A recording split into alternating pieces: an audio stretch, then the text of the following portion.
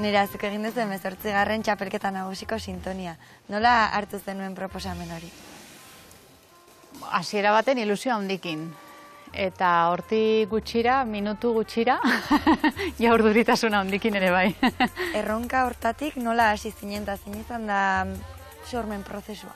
Hor biztu zitzaien zerbait hartu nunen txakuna. Jo, hau igual indateke txalaparta erritmo batekin.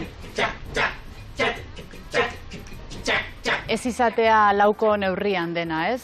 Orduan zen txakun, txakun, txakun da, txakun, txakun da, txakun. Eta hor, biztu zitzaien zerbait ez ikusi nun zela txakun, txakun, txakun da, 7 pultxo, txakun, txakun da, txakun. Eta 6 pultxo. Osea, ez txakunaren silabak, baizik eta azpian dauden silabak. Orduan zen 7-6, ez? Zortziko txikia. Eta esan, bueno, hor bada nondik hasi, ez? Horreri txaloak, gero horren gainen pentsatu nun, joan itzen pixko bat kapak sortzen. Panderoa nola jo daiteke ez lauko neurrian izan da, ez kataka, ez? Mozte ezberdin batzuk. Idea zen itea 3 minututako abesti bat eta 20 segunduko korte bat. Orduan, matematika izan du zen. 3 minutu, 20 segundu, 7-6, lau aldiz, 20 segundutan sartzen baldin badotz, ez? Nola jarri behar dut metronomoa, horrek 20 segundu irauteko. Orduan, 20 segundu estruktura bat, osea, 8ko txiki bat, eta hori da 9 aldiz pasatzen dena. Hasierakoa ja bukaeran azalduko den berdine da, orduan, ziklikoki ere bai, errepikatu ziteken zerbait izango zen.